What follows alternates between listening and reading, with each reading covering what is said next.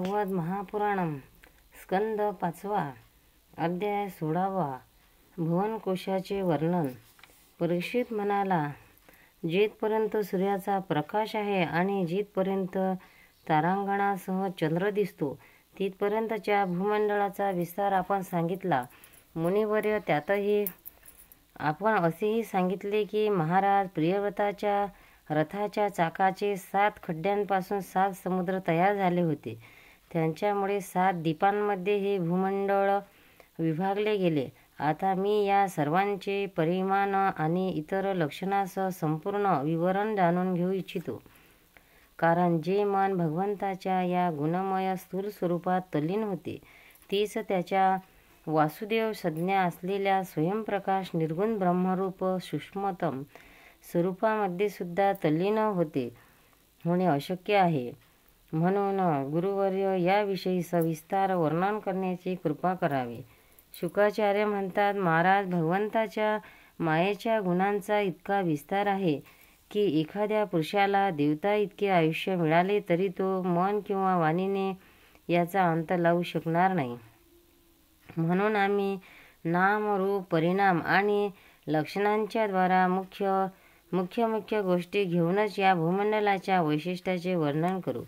भूमंडल रूप कमलाच्या कोशाच्या ठिकाणी ही जी 7 द्वीपे आहेत त्यापैकी सगळ्या आतील जो कोश तेच जंबूद्वीप आणि तेथेच आपण राहतो. याचा विस्तार 1,00,000 योजने आहे आणि हे कमलपत्राप्रमाणे गोलाकार आहे. यात 9,000 योजने विस्तार असणारी 9 वर्ष आहेत आणि ती या सीमेचा विभाग करणाऱ्या 8 पर्वतांमध्ये वाटली गेली आहेत. त्यांच्या मधोमध इलारुत नावाचे 10वे वर्ष आहे. त्यांच्या मध्यभागी कुलपर्वताचा राजा मेरू पर्वत आहे. भूमंडल रूप कमलाचा तो जणू मधला गड्डा आहे. या सर्व बाजूंनी संपूर्ण सुवर्णमय आहे आणि त्याची उंची 1,00,000 योजने आहे. शिखरावर याचा विस्तार 32,000 आणि तळ्याला 16,000 योजने आहे. तसेच हा 16,000 योजनेच त्या भूमीचा आत घुसला आहे.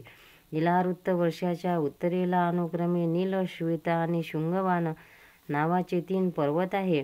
ते रम्यक, हरण्यमय आणि कुरु नावाच्या वर्षाच्या सीमा दाखवतात. ते पूर्वेकडून पश्चिमेकडे खाऱ्या पाण्याच्या समुद्रापर्यंत पसरलेले आहेत. त्यापैकी प्रत्येकाची रुंदी 2,000 योजने आहे. तसेच लांबी पुढच्यापेक्षा अलीकडच्या या क्रमाने 1 पेक्षा थोडी अधिक कमी आहे. त्याचप्रमाणे इलारुताच्या दक्षिणेकडे एकापाठोपाठ एक निधश, हिमकूट आणि हिमालय नावाचे 3 पर्वत आहे. नील इत्यादी पर्वताप्रमाणे हे सुद्धा पूर्व पश्चिम पसरलेले आहेत आणि याची उंची 10,000 योजने आहे. यांनीच अनुक्रमे हरिवर्ष, किनपुरुष आणि भारतवर्षाच्या सीमांचे विभाग केले आहेत. इलारुताच्या पूर्वेकडे आणि पश्चिमेकडे उत्तरेला नील पर्वत आणि दक्षिणेला निषेध पर्वतापर्यंत पसरलेले गंधमादन आणि माल्यवान नावाचे 2 पर्वत आहेत. त्यांची रुंदी 2,000 योजने आहेत आणि हे भद्रायुष तसेच केतुमाल नावाचे 2 वर्षाची सीमा निश्चित करतात. यांच्याखेरीज मंदर, मेरुमंदर, सुपाष्ट आणि कुमुद हे 4 पर्वत 10,000 योजने उंची असलेले आणि तितकेच रुंद मेरू पर्वताच्या आधारांच्या खांबासारखे तयार झालेले आहेत. या 4 पर्वतांवर त्यांच्यावरील निशाणाप्रमाणे अनुक्रमे आंबा, जांभूळ, कंदम आणि वड अशी 4 झाडे आहेत. त्यापैकी प्रत्येक 1,100 योजने उंच असून त्यांच्या शाखेचा विस्तारही कित्येक 100 योजने आहेत. भरतश्रेष्ठा, या पर्वतावर अनुक्रमे दूध, मध, उसाचा रस आणि गोड पाण्याने भरलेले 4 डोह आहेत. हे सेवन करणाऱ्या यक्ष, किन्नरादी उपदेवांना स्वभावतःच योगसिद्धी प्राप्त होते. त्यांच्यावर अनुक्रमे नंदन, चैत्ररथ, वैभाजक आणि सर्वतोभद्र नावाची 4 दिव्य उपवने सुद्धा आहेत. यामध्ये मुख्य देवतागण आणि अप्सरांचे नायक बनून त्यांच्यासह विहार करतात. त्यापैकी गंधर्वादी उपदेवगण त्यांच्या महिमेचे वर्णन करतात. मंदराचलांवर देवांचा जो 1100 योजने उंचीचा आम्रवृक्ष आहे, त्यापैकी पर्वत शिखराप्रमाणे मोठमोठी आणि अमृतासारखी स्वादिष्ट फळे पडतात.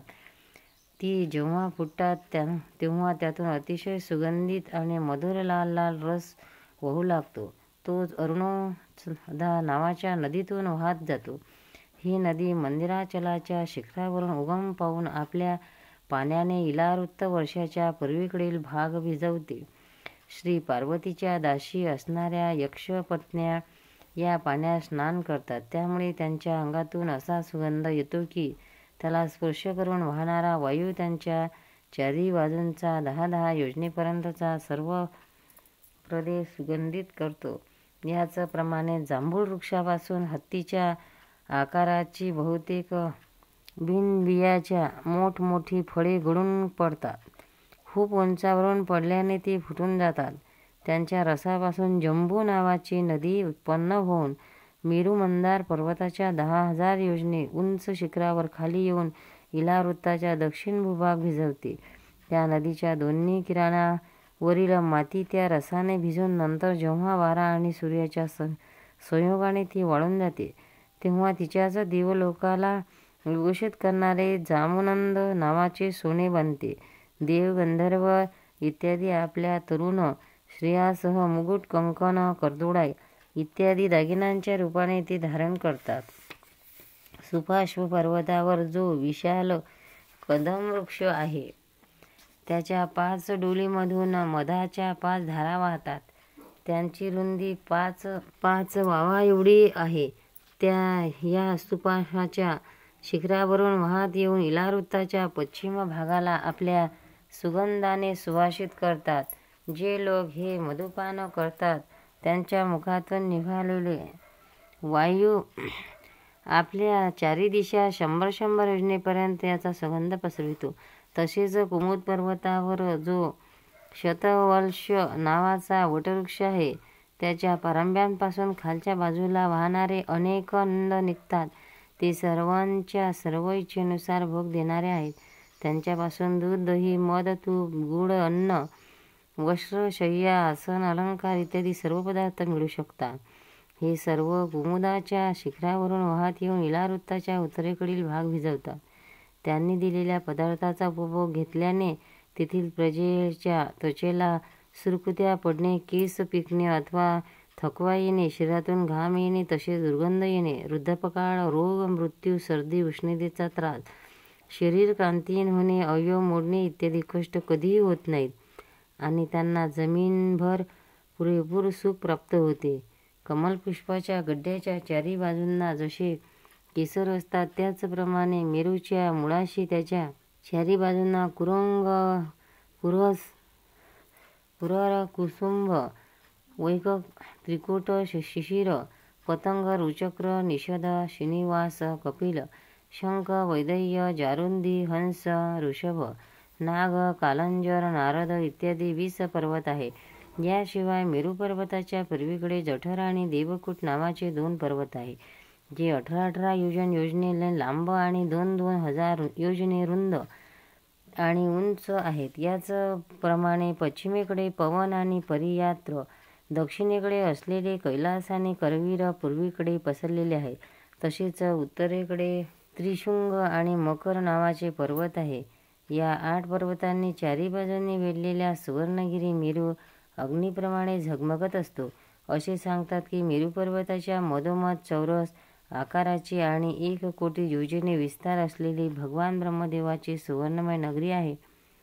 तिच्या खालच्या बाजूला पूर्वादी 8 दिशा आणि उपदिशांमध्ये त्याचे अधिपती इंद्र इत्यादी 8 लोकपालाची 8 नगरे आहेत. ते आपापल्या स्वामीप्रमाणेच त्या दिशांना आहेत. तसेच विस्ताराने ब्रह्मदेवाच्या नगरीच्या 1/4 आहेत. गोपाल कृष्ण भगवान की जय.